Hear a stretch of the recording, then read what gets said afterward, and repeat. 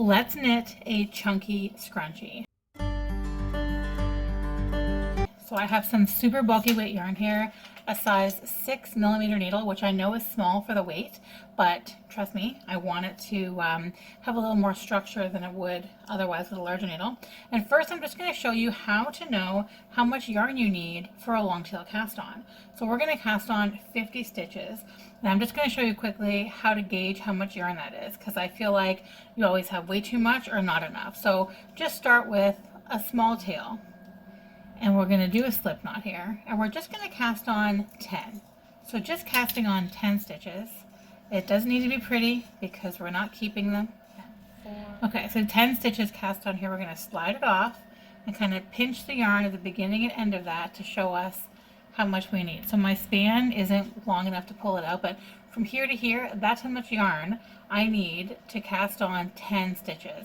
So I'm going to measure this against the rest of my yarn to count out 50. So if this gives me 10, this much gives me 10, I'm going to measure that along here. Okay, well that much is going to give me 20. So that much is going to give me 30. That much is going to give me 40. And one more time, this much is going to give me 50 and leave me with about this much of a tail.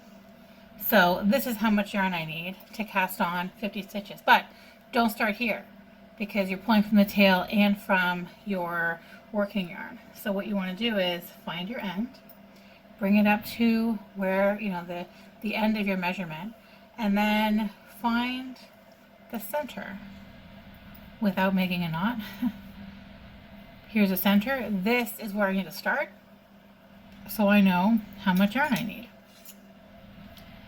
And then from here, we can cast on. So I'm going to cast on 50 stitches and then show you how long my tail is. And this is my tail. So yeah, it works pretty well with, I mean, as long as you're using the yarn that you're going to use and the needle that you're going to use, you're always going to get the right amount of yarn if you just cast on 10 and then kind of measure it against itself. So I'm using a circular needle, obviously. We're going to just magic loop that real quick and get situated. Make sure, of course, always when you're knitting in the round that you have not twisted your stitches before you begin. Okay, then we're going to place a stitch marker. It's not super necessary for this pattern, but we're just going to do it because it's a good habit and start knitting in the round. So the base of this scrunchie is really just knitting in circles until it's long enough. And when I say long enough, the longer it is, the more scrunch it'll have. So you can refer to the pattern for specific examples.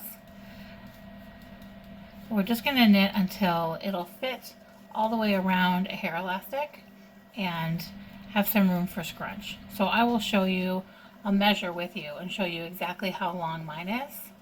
So just keep knitting around and around, and we'll add the bunny ears on later. Okay, I've hit just about 4 inches here. I actually get this unfurled there. This is roughly what you're looking for. More length will give you slightly more scrunch. This is already going to be pretty over the top, just given the weight of yarn it is and how many stitches we cast on. So I'm just going to go ahead and finish this round and then bind off. It doesn't matter what bind off you use. I'm not going to bother with a stretchy bind off. I'm just going to use a regular bind off, and then we can sew it over the hair elastic and add some ears. I'll show you the simplest of bind offs just in case this is your first. So that's my first stitch. This is my second one. This first one I'm going to pick it up with my working needle, my left needle, and slide it over, pass it over that stitch I just knit. So then we're going to leave that there, knit the next one, and then pass this one over this next one. And again, so you're just always knitting one and then passing the previous one over the one that you just knit. So we're just going to keep doing that until all of the stitches have been passed over, like so all of them have been eaten up. And then we can sew it over hair elastic. Okay, I've left a super long tail. I'm going to show you a simple but kind of funny way to secure this around a hair elastic. So with this inside out, we're going to slide it over the book. It's more about how wide the book is for the hair elastic than for the size of the scrunchie, because of course the scrunchie is going to get scrunched. So slide it down to one end and then pull the scrunchie, pull the hair elastic over the book like this and over your scrunchie like that. So it's kind of sitting in the middle. Then you just take your end and thread a big needle with it. Okay, and you're just gonna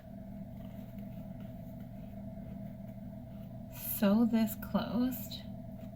I'd say as discreetly as you can, but realistically, because of how it scrunches up, it really doesn't matter all that much. So we're just gonna go back and forth through the cast on and bind off stitches all the way around. Okay, so we've got a chunky scrunchie, but it's not a chunky bunny scrunchie yet. We need to make some ears. You have a decent sized tail because that's what you're going to be using to attach the ear to the scrunchie. And I found the best way to make these ears is to cast on 10 stitches and then knit in stockinette. So knit one side and purl the next, 2, 4, 6, 8, 9, for 14 rows, and then start the decreases. So we've cast on 10. I'm going to knit one row, purl the next, back and forth for 14 rows, and then we'll start the decreases.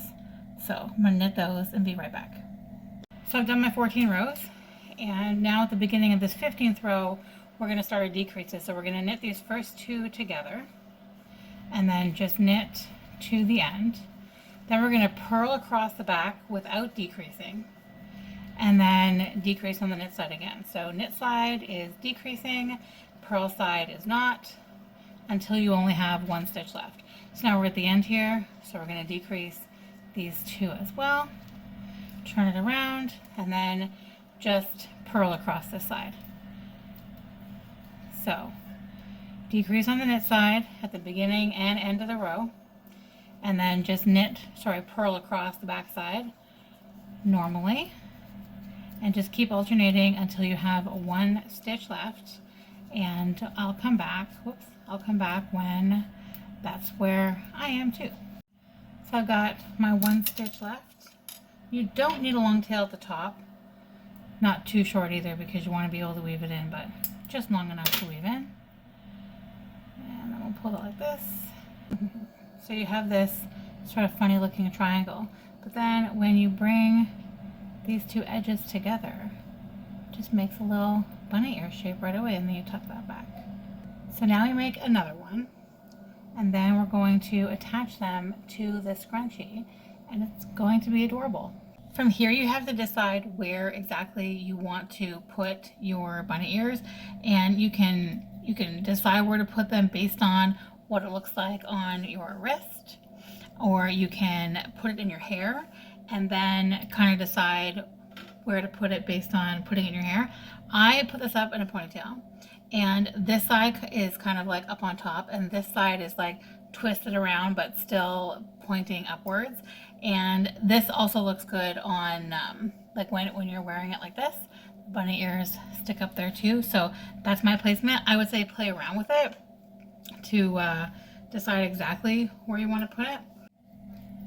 So keep in mind that when you're attaching, you want to attach as close to the outer ridge as possible, preferably like on it. You're going to be going over about 5 stitches on this end, so you can picture about 5 stitches on that end as well. That's backwards, but you know what I mean.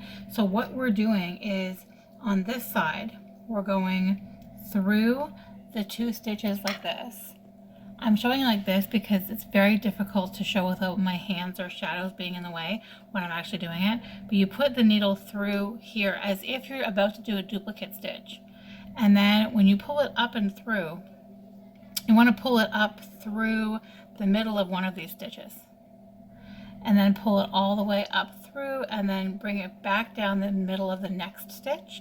You can't, they're not visible because of how it bent, but also because of the way that it's going in there. And then when you come out the bottom, because you can't see the underside of the scrunchie, it's just kind of dangling while you put it into the next stitch down. So I'm going to attempt to show you that, but we're basically like starting back here, coming down this ridge, and then moving over one and sort of securing, you know, like half and half of it to this ridge, and then the next one, and then do it again. So you're really securing like each side of this ridge along these two ridges. So you're going in through the stitch like this as if you're going to duplicate stitch. That's the most important thing, because that way it'll stay connected better, especially, you know, with hold being tugged around and fed through your hair the way that a scrunchie would be. I'm just going to remove the marker, come back around this way, feed it through like this. It's just kind of flopping around. And then hold it in place and come up through the back like this. And then I'm going to go down through the middle again on this side, but not push it all the way through the scrunchie, because then I can't control where it goes. But as it's dangling like this, I can. And then I put it through the next stitch again, like this. Through it as if to duplicate stitch, and then I bring it back up again, and then when I bring it back down, don't push it into the scrunchie, just kind of pull it out here, and then I bring it through that next stitch down. Makes a little more sense. And then I'm going to do it on the other side too, up these next stitches here too.